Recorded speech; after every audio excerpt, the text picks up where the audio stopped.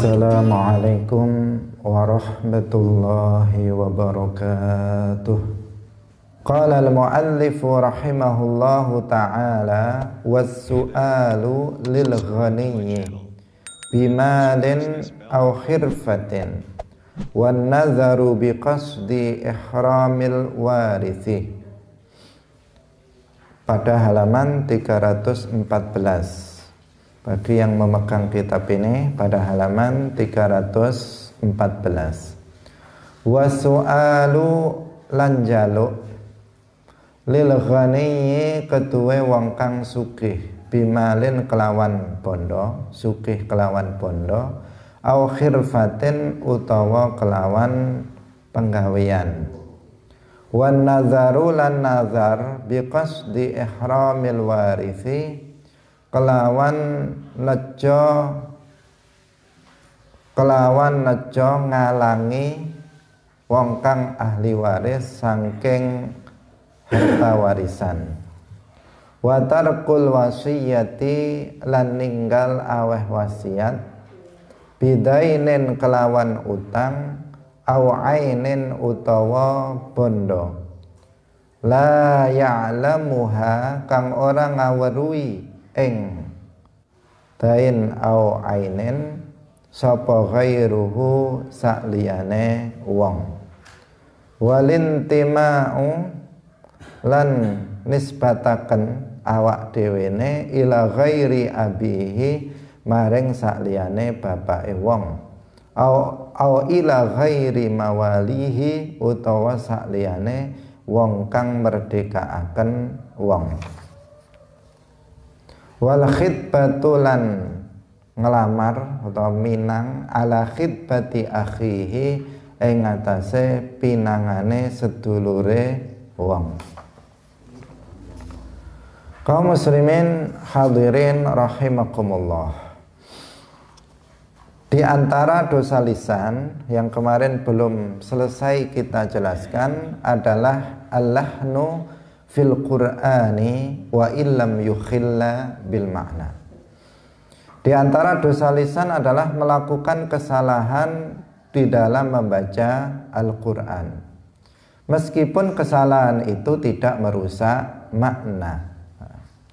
Sebab kesalahan ini ada dua macam. Orang salah dalam membaca Al-Qur'an itu ada dua macam.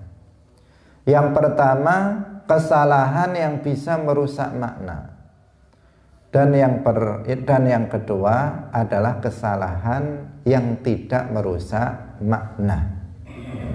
Salah tetapi maknanya tidak rusak, maknanya tetap. Ini yang kedua. Nah, contoh kesalahan dalam membaca Al-Quran yang itu bisa merusak makna, misalnya membuang tasydid pada ayat iyyaka na'budu. Iyyaka itu kan ada tasydidnya. Kalau seseorang membuang tasydid dari iyyaka, dia membacanya dengan iyyaka. Dia mengatakan misalnya, banyak kita mendengar orang kalau membaca suratul Fatihah sampai pada ayat ini dia mengatakan iyyaka na'budu wa iyyaka nasta'in misalnya, tanpa ditasydid, tidak iyyaka tetapi iyyaka, dia mengatakan begitu. Nah, artinya tasydidnya dia hilangkan, maka ini akan merubah makna. Kalau iyyaka na'budu itu artinya hanya kepadamu ya Allah kami beribadah, itu maknanya. Tetapi kalau dirubah, tasdidnya itu dibuang menjadi dia mengatakan iyyaka na'budu, maka artinya kepada cahaya mataharimu kami beribadah. Nah, karena iya tanpa tasdid itu artinya cahaya matahari. Kalau seseorang mengatakan iyyaka na'budu tanpa tasydid, maka artinya berubah total menjadi dia mengatakan kepada cahaya mataharimu kami beribadah. Berarti malah beribadah kepada cahaya matahari, bukan kepada Allah. Nah, ini Kalau seseorang membacanya seperti itu karena kebodohannya, dia nggak tahu maknanya misalnya, ya dia berdosa besar. Kalau dia sudah tahu artinya, kemudian dia tetap mengucapkannya seperti itu tanpa tasydid, maka jatuh pada kekufuran. Karena dia mengatakan, aku beribadah kepadamu wahai cahaya matahari. Maka ini menjadi kufur, mengeluarkan seseorang dari Islam jika dia sudah tahu maknanya tetapi tetap mengucapkannya. Tetapi kalau karena seseorang itu bodoh, nggak paham, maka di sini apa? Di sini dia tidak jatuh pada kufur, tetapi dia jatuh pada dosa besar dan sholatnya nggak sah, sholatnya tidak sah. Kenapa? Karena Fatihahnya tidak sah, maka sholatnya juga tidak sah. Kalau dia menjadi imam, ya jangan bermakmum di belakangnya, karena kita tahu, oh ini imamnya sholatnya nggak sah, maka jangan kita bermakmum di belakang orang yang sholatnya nggak sah. Nah, ini karena apa? Di sini kesalahannya ini kesalahan yang fatal, ya. Atau seperti contoh yang lain, ini kita contohkan dalam membaca Al-Fatihah, bukan yang lain. Yang lain tentunya sangat banyak. Kalau kita contohkan satu persatu mana kesalahan yang bisa merusak makna dan mana kesalahan-kesalahan yang tidak merusak makna, tentunya sangat banyak. Tetapi kita contohkan pada bacaan Al-Fatihah. Kenapa? Karena kita wajib ain hukumnya bagi setiap muslim itu untuk memastikan bahwa bacaan kita terhadap suratul Fatihah itu benar. Itu harus kita pastikan bahwa bacaan kita terhadap Al-Fatihah itu benar. Seperti yang kita sampaikan sebelumnya, bahwa bisa membaca Al-Fatihah dengan benar itu hukumnya fardhu ain. Tapi kalau bisa membaca selain suratul Fatihah itu fardhu kifayah. Artinya kalau ada seseorang misalnya nggak bisa membaca Al-Quran tapi bisa membaca suratul Fatihah, dia tidak berdosa selama di kampung itu sudah ada yang bisa membaca Al-Quran secara sempurna, keseluruhan. Nah, kaum muslimin rahimakumullah, karena hukum bisa membaca Al-Fatihah itu hukumnya wajib ain, maka setiap muslim itu harus belajar membaca suratul Fatihah. Harus belajar. Kalau seseorang belum bisa membaca suratul Fatihah dengan benar, bisa di sini artinya apa?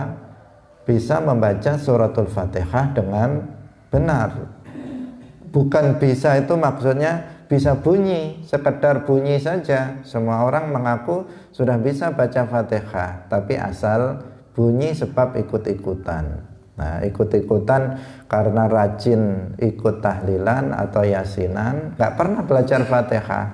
Tapi karena rajin ikut yasinan atau ikut tahlilan, dan itu amaliyah yang baik, tapi dia hanya ikut-ikutan membaca, tidak tahu, tidak pernah belajar secara langsung. Lah ini berbahaya. Karena apa?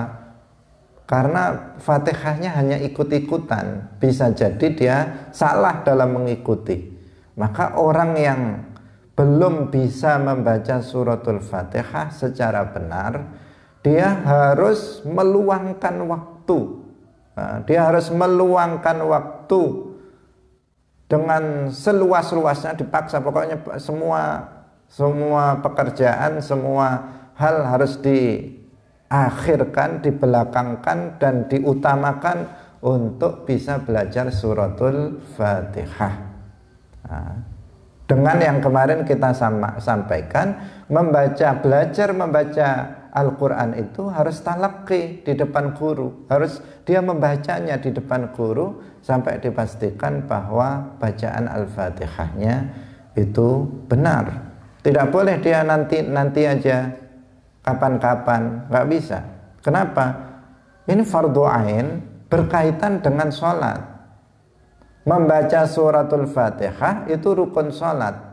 La sholata illa bi fatihatil kitab. Dalam hadis disebutkan begitu. Tidak sah sholat kecuali dengan membaca suratul Fatihah. Kalau suratul Fatihahnya itu tidak benar dalam membacanya, artinya sholatnya juga tidak sah. Karena apa? Ada rukun yang tidak terlaksana dengan benar, maka sholatnya juga tidak sah. Nah, untuk itu apa? Setiap orang harus belajar membaca suratul Fatihah, meluangkan waktunya untuk belajar membaca suratul Fatihah. Nah, maka di sini kita memberikan contoh terkait dengan Fatihah, bacaan yang keliru.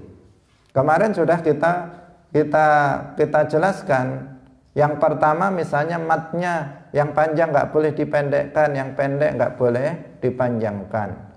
Jangan merubah i'rab, harokat akhir dari sebuah lafadz itu jangan dirubah. Kalau salah berubah, maka ini juga dianggap kesalahan. Kemudian hurufnya harus dikeluarkan sesuai dengan makhrajnya. Di mana makhrajnya ta, makhrajnya ha, makhrajnya sin dan seterusnya harus pas. Kemudian tasydidnya itu harus dibaca, jangan sampai tasydidnya itu ditinggalkan. Dalam suratul Fatihah tasydid itu ada 14. Dari mulai basmalah bismillahirrahmanirrahim sampai akhir ayat ke-7, tasydidnya itu ada 14. 14 tasydid itu tidak boleh ada satu tasydid pun yang tertinggal. Banyak orang yang meninggalkan tasydid ini, karena itu kita ingatkan. Sebagian orang membaca basmalah, dia mengatakan bismillahirrahmanirrahim, mana tasydidnya, hilang semua. Dia mengatakan begitu. Harusnya bismillahirrahmanirrahim. Dia membacanya apa? Dia mengatakan bismillahirrahmanirrahim. Nah, ini jadi imam lagi. Repot ini makmumnya. Mau nggak bermakmum bagaimana? Bermakmum nggak sah dan seterusnya. Kaum muslimin pemirsa yang dirahmati oleh Allah Subhanahu wa taala. Jadi tasydid harus dibaca, jangan tertinggal. Terlebih pada lafadz, bukan terlebih, semuanya harus dilakukan. Tetapi kalau dalam lafadz ini bisa merubah makna. Ketika seseorang misalnya mengatakan, harusnya dia mengatakan membacanya iyyaka na'budu, kemudian dia membacanya iyyaka na'budu tanpa tasydid, maka maknanya berubah total.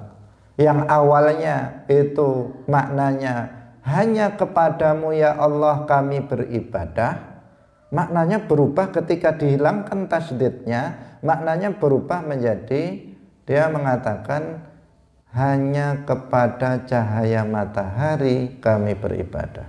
Total. Nah, karena ini harus diperhatikan betul-betul, jangan sampai ini hilang tasydid dari lafadz ini. Demikian juga 14 tasydid lainnya dari suratul Fatihah itu harus dipelihara, jangan sampai ditinggalkan. Kemudian contoh yang kedua adalah mengganti harokat fathah pada dhammahnya an'amta.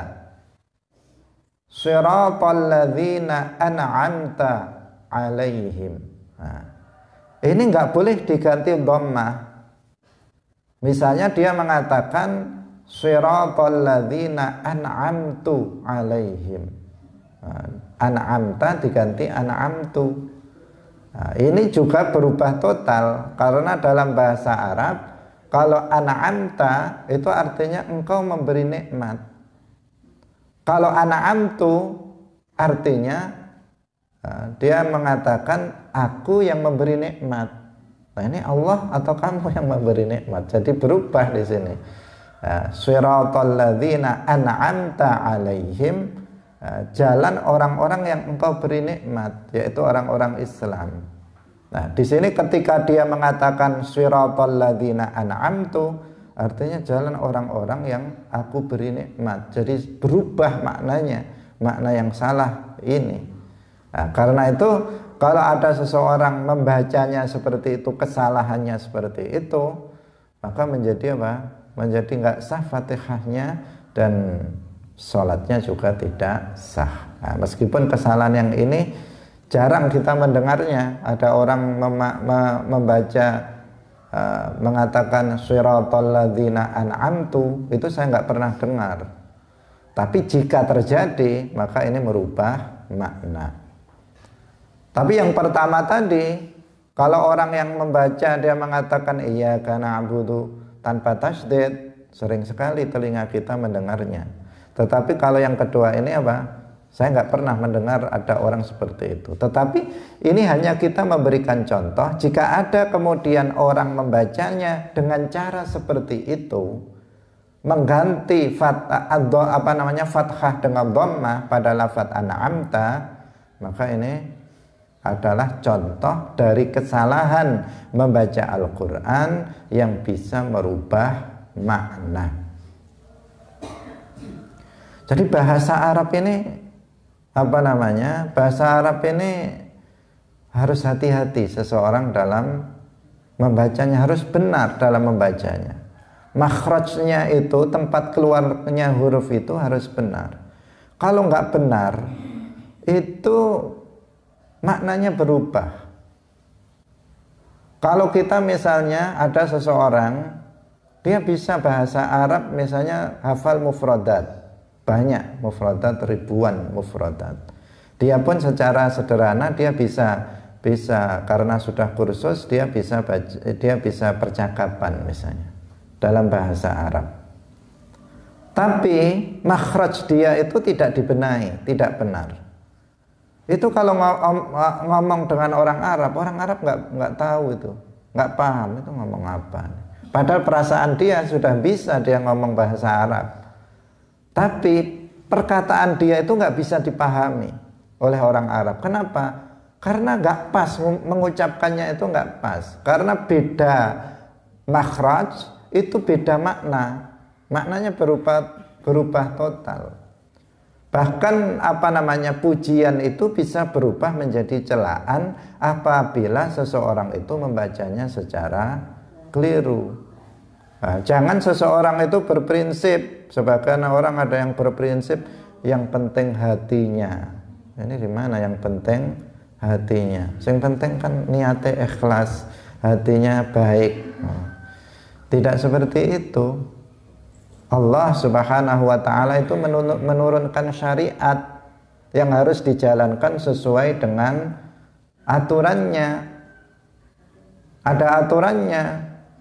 Kalau yang penting hatinya, kenapa Rasulullah Shallallahu Alaihi Wasallam kemudian mengajarkan syariat Islam ini yang zahir ini. Bahkan ketika ada seseorang itu sholat tidak sesuai dengan syariat Islam, Rasulullah mengatakan sholli fa innaka lam tusalli. Sholatlah kamu itu belum sholat lagi. Sebagaimana beberapa waktu yang lalu kita sampaikan. Rasulullah bersabda, shollu kama ra'aitumuni usalli. Sholatlah kalian sebagaimana kalian melihat aku sholat. Artinya sholat kalian harus sesuai dengan sholat yang aku lakukan, ketentuan-ketentuannya. Ikuti, jangan ngawur, itu artinya. Dalam hadis yang lain disebutkan man amila amalan laisa alaihi amruna fahuwa raddun. Barang siapa yang melakukan suatu perbuatan tidak sesuai dengan ketentuan agama, ngawur berarti, maka di sini apa? Fahuwa raddun, maka tertolak amalan seperti itu. Jadi nggak bisa seseorang hanya berprinsip yang penting hatinya. Yang penting kan hati nih. Salah ucapkan Allah Maha Tahu. Ya betul Maha Tahu. Nah, betul Allah itu Maha Tahu maksud dari seseorang. Tetapi ada kewajiban untuk mengikuti itu. Kalau seperti itu, kalau seseorang prinsipnya seperti itu, ya nggak ada orang belajar. karena salah pun nggak masalah dan seterusnya. Jadi ada ketentuan yang sudah ditentukan syarak yang harus diikuti. Kalau kita taat kepada Allah dan Rasulnya, maka ketentuan itu harus diikuti, zahiran wa batinan. Ada amal yang sifatnya zahir yang harus diikuti, ada amal yang sifatnya batin yang juga harus diikuti. Nggak bisa salah satunya. Apalagi tadi prinsip yang keliru tadi. Kaum muslimin yang dirahmati oleh Allah Subhanahu wa taala. Misalnya seseorang berpidato. Seseorang berpidato. Dia ingin memuji Nabi Muhammad dengan mengatakan asyrafil mursalin, pakai shin, asyrafil mursalin. Tiba-tiba dia mengatakan asrafil mursalin. Dia shinnya diganti sin. Harusnya dia mengatakan asyrafil mursalin, dia mengatakan asrafil mursalin.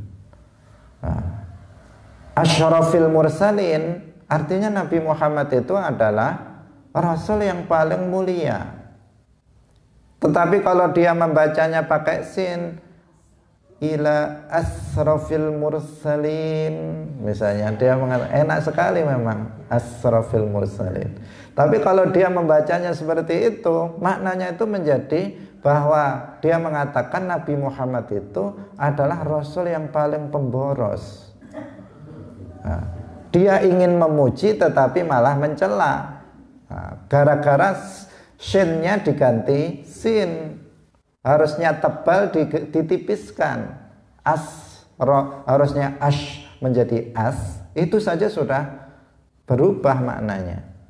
Apalagi di dalam membaca Al-Quran. Maka nggak bisa ini diremehkan. Sebagian orang meremehkan, yang penting kan baca Quran.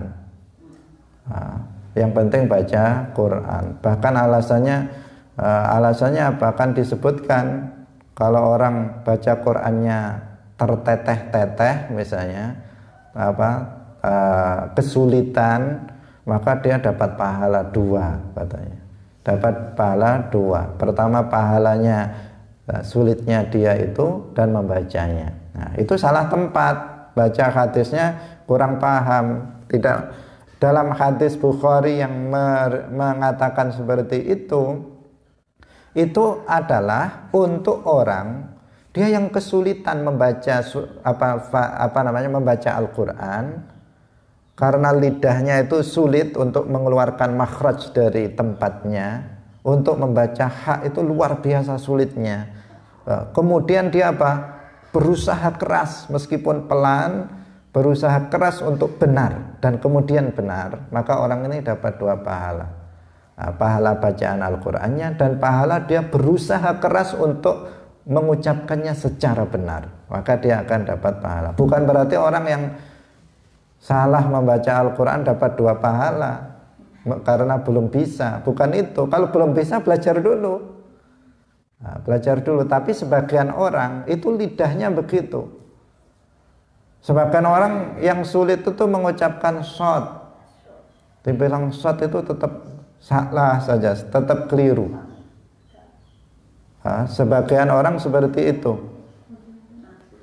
Sebagian orang bacaan membaca huruf-huruf tertentu itu tidak betul. Sebagian orang seperti itu. Karena kesulitan dia dalam membaca dalam mengeluarkan huruf.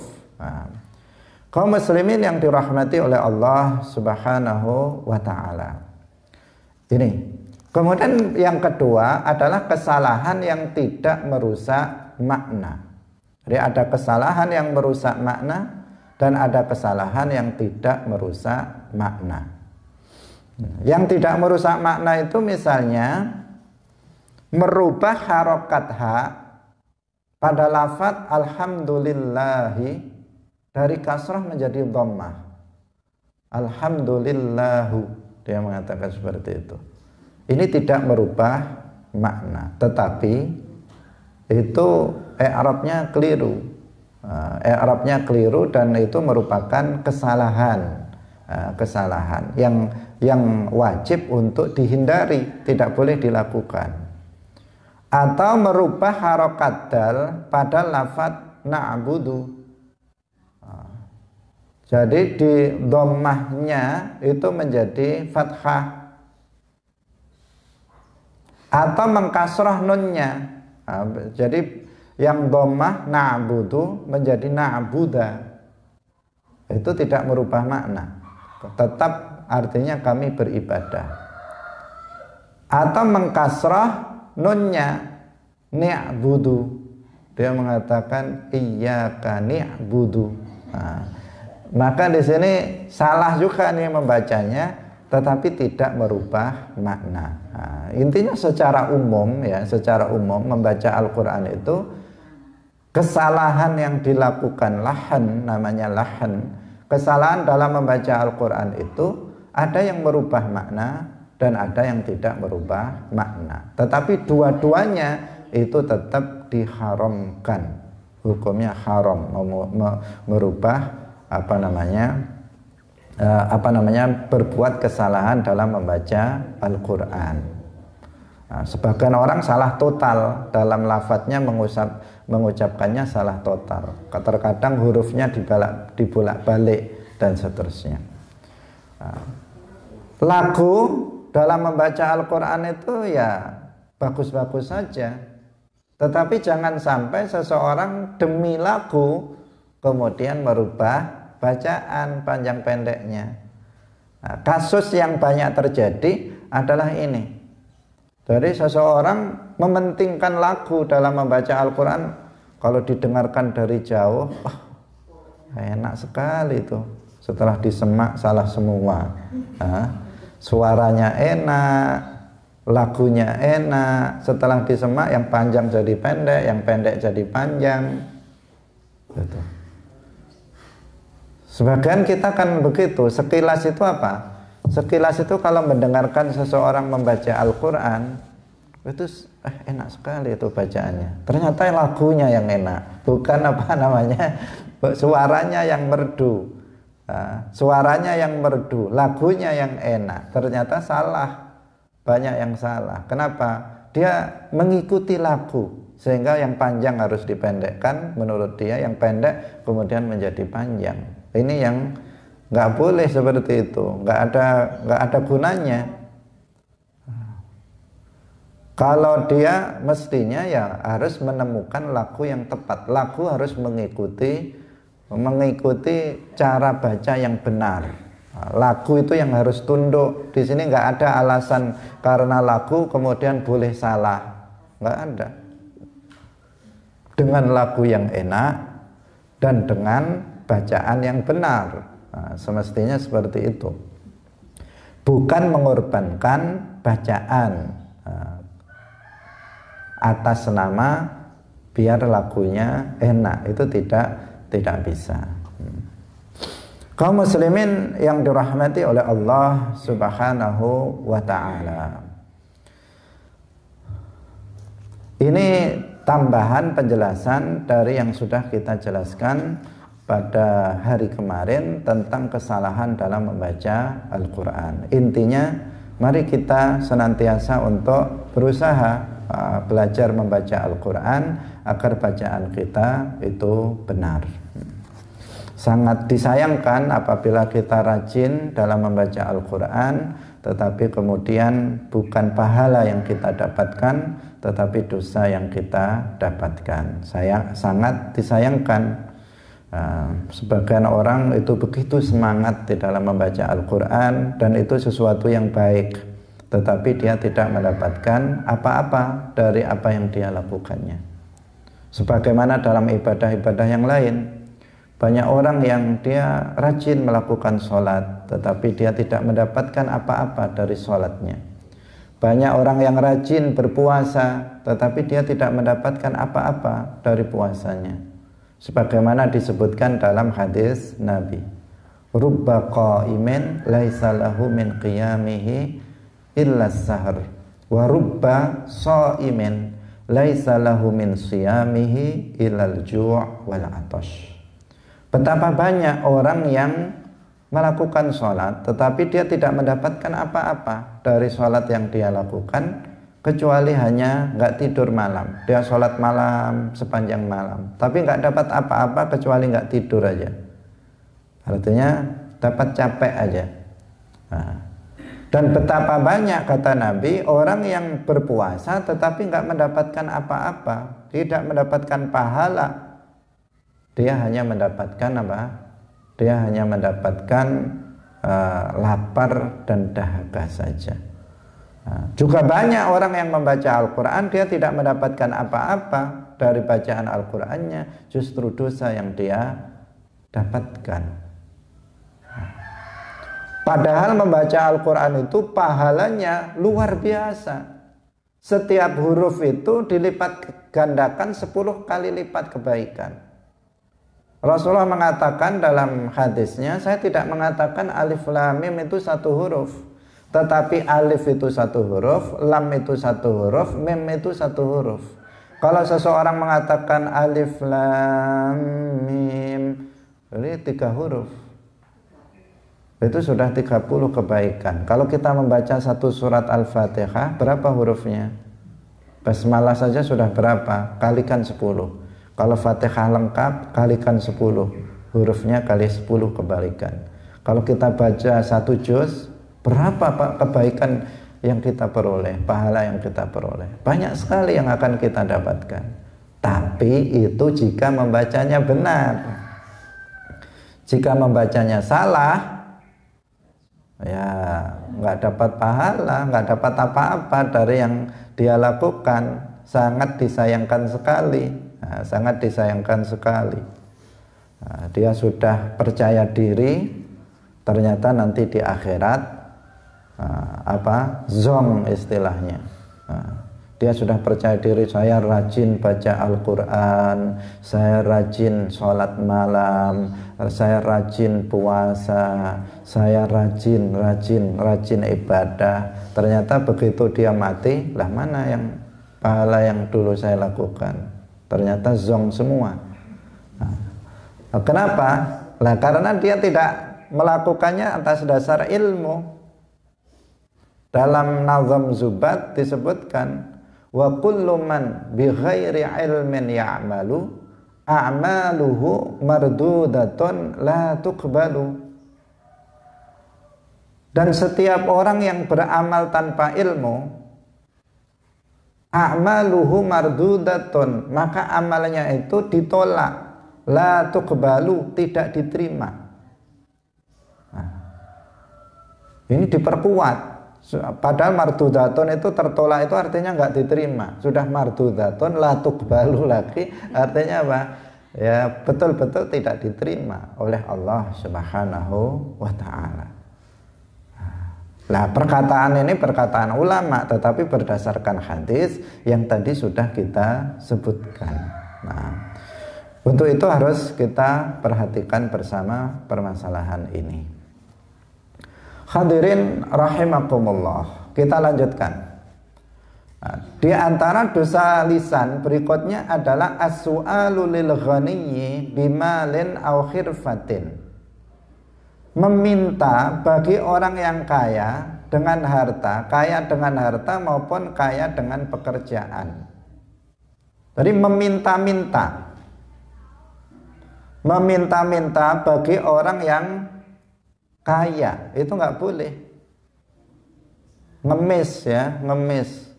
Dia padahal sudah punya pekerjaan atau dia sudah kaya, orang kaya, tetapi ngemis. Pengemis sukses. Nah, jadi pengemis sukses karena beberapa kali diberitakan dalam TV itu tertangkap pengemis, ternyata di plastik kreseknya itu uang jutaan. Nah, ternyata setelah dilacak rumahnya rumah mewah. Nah, ada di sebagian daerah di Indonesia ini juga daerah, tidak saya sebutkan daerahnya, itu ada kampung namanya kampung pengemis. Nah, kampung pengemis. Jadi orang-orangnya apa? Ya pekerjaannya ngemis. Nah, jadi kalau sudah setiap hari ini ya keluar rumah, tapi untuk ngemis, keluar daerah. Nah, keluar daerah. Ini ada kampung di Indonesia itu yang seperti itu, kampung pengemis. Kaum muslimin rahimakumullah. Nah, sebagian mereka sukses, rumahnya sudah besar-besar, rumahnya sudah apa? Karena ngemis ini pekerjaan yang paling mudah. Nggak mudah, cuman menganukan tangan saja di pinggir jalan, dia sudah dapat uang. Dan hasilnya tidak kecil. Hasilnya tidak kecil. Memang terlihat setiap orang ngasih 500, 1000. Kali berapa orang yang ngasih itu? Hasilnya lebih besar daripada kerja di sawah. Mengemis ini. Nah, dalam Islam bagaimana hukumnya? Jika bagi orang yang kaya seperti itu, artinya dia sudah cukup untuk kebutuhan dia, kok dia kemudian meminta-minta kepada orang lain, maka ini hukumnya haram. Baik kaya yang dimaksud di sini, kaya bimalin dengan harta benda. Dia nggak bekerja, tetapi dia orang kaya karena dapat warisan bapaknya. Bapaknya orang kaya, nggak habis 7 turunan, dia masih keturunan kedua. Artinya apa? Artinya hartanya dia santai aja, nggak usah kerja juga sudah banyak duitnya. Nah, orang yang seperti ini nggak boleh meminta-minta.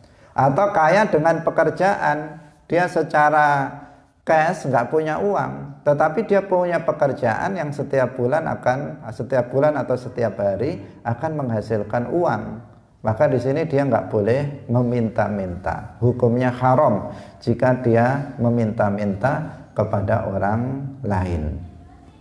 Nah, yang di sini ukurannya apa? Kaya nggak kayanya ini adalah apa? Kebutuhan primer, ya, kebutuhan primer, kebutuhan doruri. Kebutuhan primer itu ya makannya setiap hari, pakaian, tempat tinggal. Kalau dia sudah punya tempat tinggal, dia sudah bisa makan sehari-hari, kemudian dia sudah punya pakaian, itu artinya dia sudah kaya di sini. Tidak boleh kalau sudah keadaannya seperti itu, tidak boleh bagi seseorang untuk meminta-minta. Dalam hadis Rasulullah Shallallahu Alaihi Wasallam bersabda, la tahillul mas'alatu li ghaniyyin wala li dzi mirratin sawiyyin. Tidak halal, artinya haram, meminta-minta bagi orang yang kaya dan bagi orang yang memiliki kemampuan bekerja dan sempurna badannya. Dia mampu bekerja, badannya itu sempurna, artinya tidak cacat, dia bisa bekerja. Ini orangnya masih gagah, kok mengatongkan tangan. Nah, ini apa? Mengemis dia. Ini haram hukumnya. Sering seperti itu. Badannya masih kuat, badannya masih gagah, masih muda, tetapi dia meminta-minta. Nah, lebih celaka lagi, sebagian orang nggak cacat, macak cacat. Dari kakinya entah diberi hiasan seperti apa, ternyata enggak, dia kayak kakinya kayak patah, dia pakai ternyata itu hanya pura-pura saja. Nah, itu lebih parah. Kenapa? Karena dia menipu, ada unsur menipunya juga untuk menghasilkan, menarik uang orang lain dengan cara menipu. Ini kaum muslimin rahimakumullah, ini harus diwaspadai. Harus diwaspadai. Di kota-kota banyak yang orang itu berasal dari berbagai tempat, itu memang datang ke kota untuk mengemis. Nah, ini sesuatu pekerjaan yang tidak baik, manakala itu dijadikan sebagai pekerjaan. Nah, dijadikan sebagai pekerjaan sehari-hari. Kalau orang itu memang terpaksa kebutuhan sehari-harinya itu tidak mencukupi, kemudian dia minta, itu diperbolehkan sekedar waktu itu saja, bukan berarti dijadikan pekerjaan. Ditulis dalam KTP pekerjaan ngemis misalnya. meskipun nggak ada itu ya. Kaum muslimin yang dirahmati oleh Allah Subhanahu wa taala. Nah, ini harus diwaspadai orang yang seperti itu. Kalau ada seperti itu ngemis, ya jangan diberi. Kalau kita jangan memberinya kalau kita tahu. Tapi kalau orang tua misalnya, orang tua yang sudah sepuh misalnya, secara zahir dia fisiknya yang udah nggak mungkin kerja, memang orang miskin, maka silahkan kita memberinya sebagai sedekah dari kita. Tetapi kalau kita melihat dia masih gagah, laki-laki, masih muda, gagah, kemudian tangannya diginikan ke kita, jangan diberi. Meskipun kita punya uang, jangan diberi. Kenapa? Itu membantu dia dalam melakukan dosa. Melakukan dia dalam melakukan dosa. Kalau kita beri, dia besok minta lagi, enak ya, minta langsung diberi, itu dia akan datang lagi ke rumah kita. Kenapa? Karena dia akan terus melakukan dosa, yaitu dosa meminta-minta padahal dia orang yang kaya. Sebagian orang itu begitu, senang minta, orang itu senang. Ketemu kawannya itu minta, ketemu lagi minta. Ada orang yang suka seperti itu. Memang dia nggak, profesinya nggak ngemis, tapi kalau ketemu temannya itu selalu minta. Ini saya, HP-nya saya untuk saya ya, dan seterusnya. Pokoknya suka minta lah dia. Padahal dia bukan orang miskin. Ini kebiasaan yang buruk, kebiasaan yang buruk. Tidak boleh orang yang kaya itu meminta-minta. Itu tidak diperbolehkan dalam Islam. Dosa orang yang melakukannya.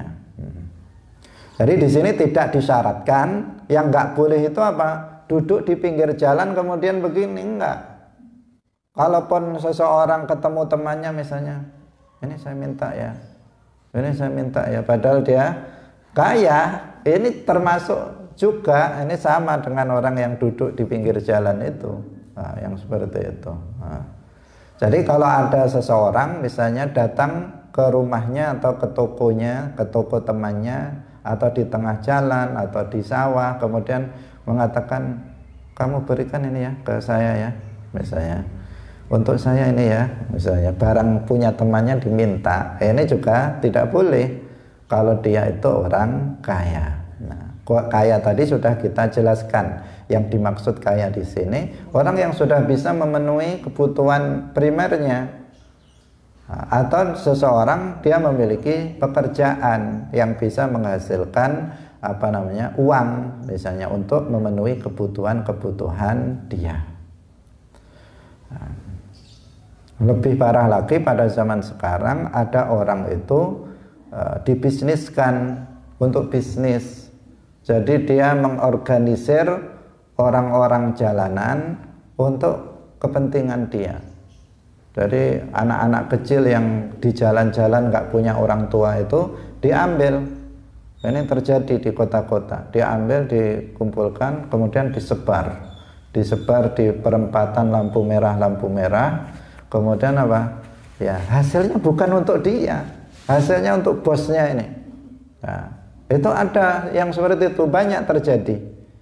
Bahkan di Pare pun ada yang seperti itu. Ada di Pare itu. Kalau kita lihat di perempatan-perempatan itu ada yang seperti itu. Ternyata setelah diselidiki itu diorganisir, ada orang di belakang itu. Nah, termasuk di di makam-makam para wali itu ada yang mengorganisir. Nah, sebagian ya, tentu tidak seluruhnya, sebagian. Nah, lebih parah lagi, ada sebagian itu yang yang keluarganya dimanfaatkan.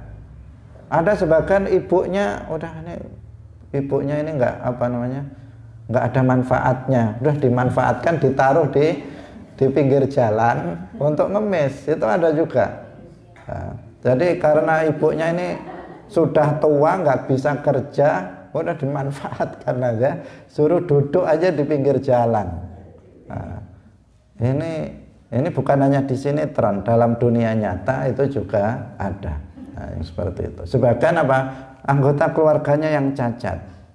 Nah, karena dia cacat, yang cacat pun dia juga apa namanya, perasaan dia hanya hidup numpang saja. Akhirnya apa, anggota keluarganya yang cacat sudah setiap hari diantarkan ke pinggir jalan, ke perempatan lampu merah untuk duduk di situ.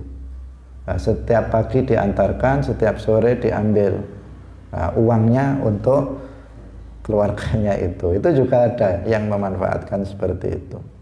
Nah, alasannya ya biar cari nafkah sendiri untuk dia sendiri.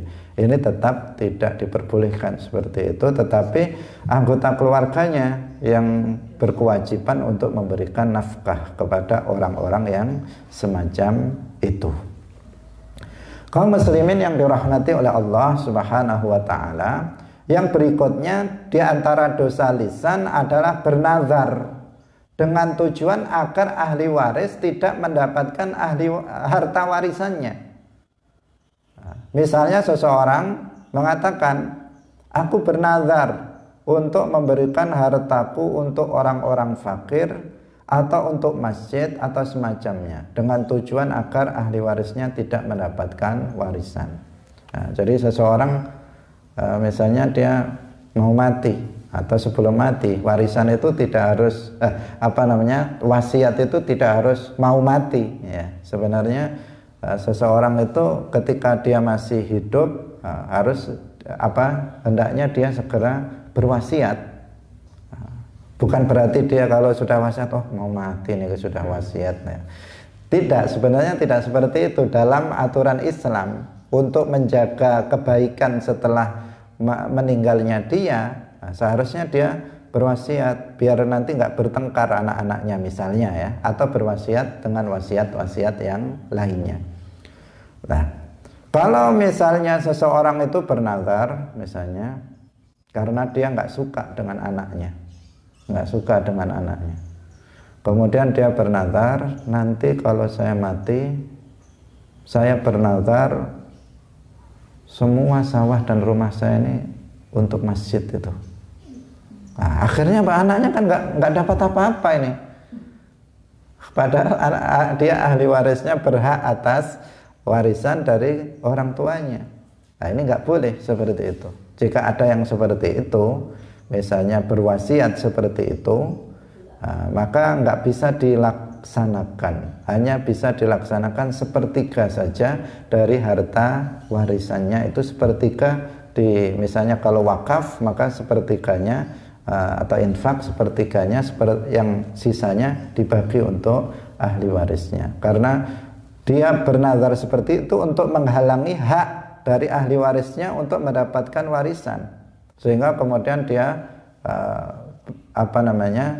dia mengatakan seperti itu, bernazar, tidak yang ini bernazar, nanti ada wasiat lagi. Nazar itu apa? Dia berjanji kepada Allah, mengatakan saya bernazar untuk memberikan semua hartaku untuk orang-orang fakir. Saya bernazar jika saya nanti ini dan itu misalnya, akan saya berikan harta benda saya untuk masjid semuanya. Nah, ini namanya apa? Bernazar yang ditujukan, dimaksudkan untuk menghalangi ahli waris untuk mendapatkan harta warisannya, maka ini tergolong sebagai dosa. Dosa. Dan nazarnya tidak sah. Nazarnya ini tidak sah. Dan apabila tidak bertujuan untuk ahli warisnya, untuk tidak mendapatkan warisan, maka tidak haram. Misalnya saya bernazar jika saya nanti sukses misalnya dalam usaha ini, maka sawah saya yang sana saya wakafkan untuk masjid misalnya.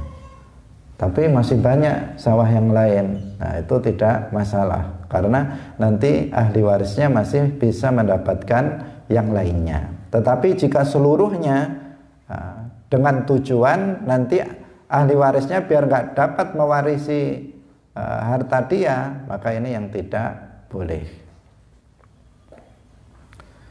Kaum muslimin rahimakumullah. Jadi bagaimanapun seseorang itu dia meskipun dia berniat berniat untuk infak, untuk sedekah, berniat untuk wakaf misalnya, maka dia harus memperhatikan ahli warisnya. Ada ketentuannya. Bukan dia biar dapat banyak banyak pahala, kemudian dia melakukan yang seperti itu. Tidak diperbolehkan. Dia harus memikirkan mana sekian ini nanti untuk infak dia. Dan seseorang untuk berinfak atau bersedekah jangan menunggu mati. Jangan menunggu mati. Karena sebagian orang itu menunggu mati. Jika nanti saya mati, ini saya infakkan untuk yang lain. Jangan menunggu mati, selagi hidup udah diinfakkan, segera diinfakkan. Karena apa? Kalau dia menunggu mati, ya kalau anaknya mau menginfakkan, kalau enggak, udah ngapain diinfakkan? Kita pakai sendiri aja, jadinya enggak. Mumpung masih hidup, udah sebagian segera diinfakkan. Ini nanti yang akan dia dapatkan pahalanya nanti di akhirat. Kalau seseorang menunggu baru berinfak, baru wakaf dengan wasiat misalnya, belum tentu wasiat itu dilaksanakan oleh anak-anaknya. Kaum muslimin rahimakumullah, demikian pengajian kita pada pagi hari ini. Insya Allah besok akan kita lanjutkan kembali. Kita masih banyak ya, ini contoh-contoh dari dosa-dosa lisan. Sangat banyak contoh-contohnya karena ini yang paling banyak menimpa dilakukan oleh seseorang. Barakallahu fikum wallahul muwaffiq ila aqwamit thoriq. Wassalamualaikum warahmatullahi wabarakatuh.